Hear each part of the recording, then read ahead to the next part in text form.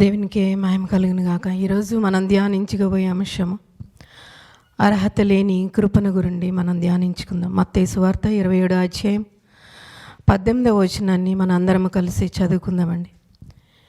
ఎవరిని విడుదల చేయవలనని మీరు కోరుచున్నారు? బరబ్బనా లేక క్రీస్తు అనబడిన యేసునా అని వారిని అడిగాను. ఈ యొక్క సందర్భము ఎవరితో చెప్తున్నారో మనం జ్ఞాపకం చేసుకుందామండి. చూడండి, ఏదైనా ఒక విషయం ఎంతో ప్రాముఖ్యమైతే తప్ప 4 సువార్తల్లో మనకి కనబడదండి.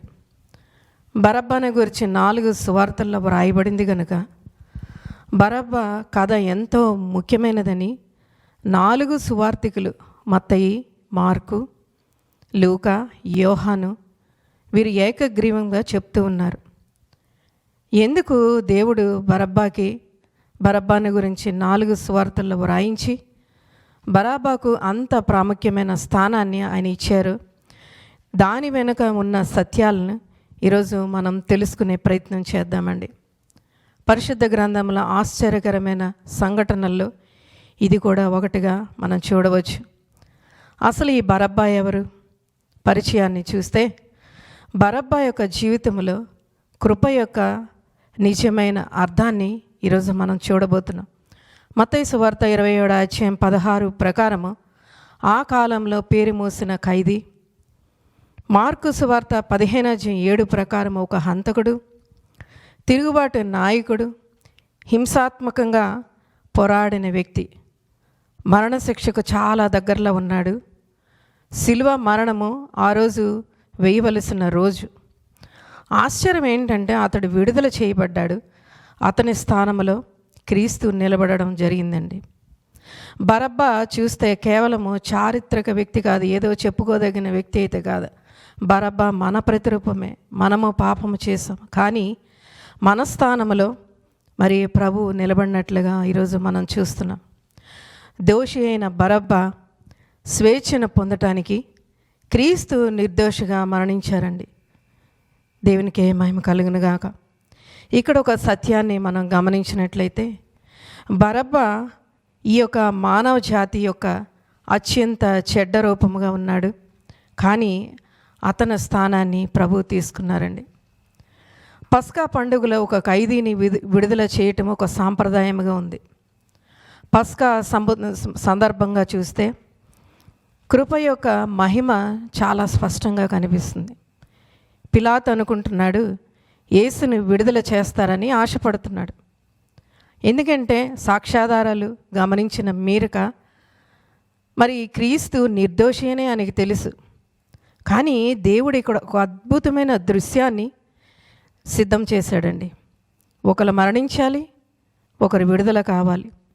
నిర్దోషి లేదా దోషి అంటే ఒకరు విడుదల కావాలి, లేకపోతే ఒకరు బయటికి రావాలి. ఇంకా ఆశ్చర్యం ఏంటంటే అక్కడ ప్రజలందరూ కూడా ఒక ఆశ్చర్యకరమైన ఎంపిక జరిగింది. పిలాతు ఇద్దరిని ముందుకు తీసుకొచ్చారు, యేసు ప్రభువాన్ని, బరబ్బాని. క్రీస్తుని చూస్తే ఆయన పరిశుద్ధుడు, ఆయన నిర్దోషి. బరబ్బాను చూస్తే ఒక హంతకుడు, తిరుగుబాటు నాయకుడు. కానీ ఈ ఆశ్చర్యకరమైన ఎంపిక ఏంటంటే ప్రజలందరూ కూడా బరబ్బాను కోరుకుంది. బరబ్బాని విడుదల చేయాలి, యేసుని సిలువ వేయాలని. చూడండి, ఈ యొక్క వాక్యం వింటున్నప్పుడు ఇది చాలా అన్యాయమని మనకు అనిపిస్తుంది. ఇది అన్యాయం కాదండి, దేవుని యొక్క యోచన. కృప ఎంత లోతైనదో మనకి చూపించడానికే దేవుడు ఈ యొక్క అద్భుతమైన దృశ్యాన్ని దేవుడు అనుమతించాడు. బరబ్బా విడుదల చేయబడ్డాడు.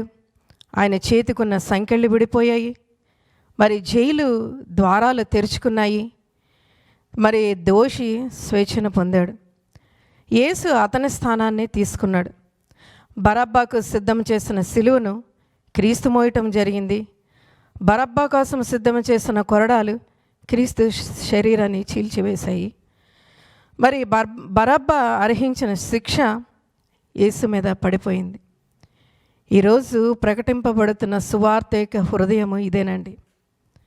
ఈరోజు ప్రకటింపబడుతున్న సువార్త యొక్క హృదయాన్ని మనం ఎప్పుడైతే తెలుసుకుంటామో, దేవా నాకు శుద్ధ హృదయం ఇవ్వు, నాకు ఒక స్థిరమైన మనస్సుని దావీదు యొక్క పశ్చాత్తాపం కలిగిన ప్రార్థన మనం చేయగలమండి.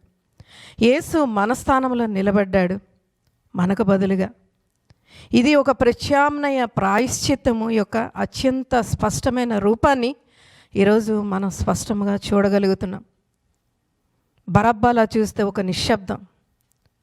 వాక్యములో చదివితే బరబ్బా ఒక్క మాట కూడా మాట్లాడలేదు. బరబ్బా క్షమించమని కూడా అడగలేదు, ఎందుకంటే కృప ముందుగానే వచ్చేసింది. బరబ్బా పశ్చాత్తాపపడలేదు, అర్హత లేని కృప కూడా ముందు వచ్చేసింది. బరబ్బా కృతజ్ఞతలు కూడా చెప్పలేదు, మరి కృప షరతులు లేకుండా వచ్చిందండి. అతడు బయటికి నడిచి వెళ్ళిపోయాడు. అతని స్వేచ్ఛకు మరొకరు మరణించినట్లుగా మనం చూస్తున్నాం. ఇక్కడ మరొక సత్యాన్ని మనం గమనించినట్లయితే, కృప పశ్చాత్తాపానికి బహుమతి కాదండి, పశ్చాత్తాపం రావటానికి కారణంగా ఉంది. కృప అంటే అర్హత లేని మనకు దేవుడు చూపిస్తున్న ప్రేమ మాత్రమేనండి. మనల్ని మనము రక్షించుకోలేం. ఈ సత్యాన్ని మనం గ్రహించాలి. మనల్ని మనం పాపం నుండి బయటపడలేం. బరబ్బాను చూస్తే తన సంఖ్యల నుండి బయటపడగలిగాడు అంటే పడలేకపోయాడు. యేసు మన స్థానాన్ని తీసుకున్నారు. ఎలా అంటే నిర్దోషి దోషి స్థానంలో, నీతిమంతుడు నీతి లేని స్థానంలో మరి నిలబడినట్లుగా చూస్తున్నాం. బరబ్బా అలా నడిచి వెళ్ళిపోయాడు స్వేచ్ఛగా, ఎందుకంటే క్రీస్తు సిలువుపై నడిచాడు కాబట్టి. కృప ముందుగానే వచ్చింది. బరబ్బా యేసునైతే కోరుకోలేదండి, ప్రభు బరబ్బా స్థానాన్ని కోరుకున్నారు. బరబ్బాలో కృప యొక్క అందమైన స్పష్టమైన చిత్రాన్ని ఇప్పటి వరకు మనం చూసాం. మరణానికి అర్హుడు కానీ విడుదల పొందాడు. మనము కూడా అర్హులము, కానీ యేసు మన కోసం మరణించాడు. సిలువు వైపు చూస్తూ నడుస్తూ పరీక్షించుకుంటూ ప్రభు మన స్థానంలో నిలిచాడని మనం ఎప్పుడు కూడా మర్చిపోకూడదు. ఇప్పుడు మనం ఎంతో బరబ్బా యొక్క జీవితంలో అర్హత లేని కృపను మనం ధ్యానించుకున్నాం. మన జీవితంలో ఏ విధంగా అన్వయించుకోవాలంటే, కృప మనం సాధించలేమండి, దేవుడిచ్చిన బహుమతి మాత్రమే. యేసు చేసిన మార్పిడిని మనం స్వీకరించాలి. ఆయన మన స్థానంలో నిలబడ్డాడు గనుక ఆయన ఇచ్చిన స్వేచ్ఛను మనం స్వీకరించాలి. ఇంకెప్పుడు కూడా పాపపు సంకెళ్ళలోనికి మనం తిరిగి వెళ్ళకూడదు. బరబ్బా స్వేచ్ఛ పొందాడు, ఆ స్వేచ్ఛలోనే మనం కూడా జీవించాలి. మరి మనమే ఒక బరబ్బా, యేసు మన ప్రత్యామ్నాయం. ఇది తెలుసుకొని మనం ఆరాధించాలి. చివరిగా ఒక చిన్న ప్రార్థన చేసుకొని ముగించుకుందామండి. ప్రభువా, మా స్థానంలో నీవు నిలిచినందుకు నీకే మహిమ ఘనత ప్రభావములు చెల్లిస్తున్నా. నీవు ఇచ్చిన కృపను అర్థం చేసుకొని నీవు ఇచ్చిన స్వేచ్ఛలో నడవటానికి, జీవించటానికి మాకు సహాయం చేయండి. యేసు యొక్క నామములో అడిగి పొందుకుంటున్నాం తండ్రి. ఆమేన్.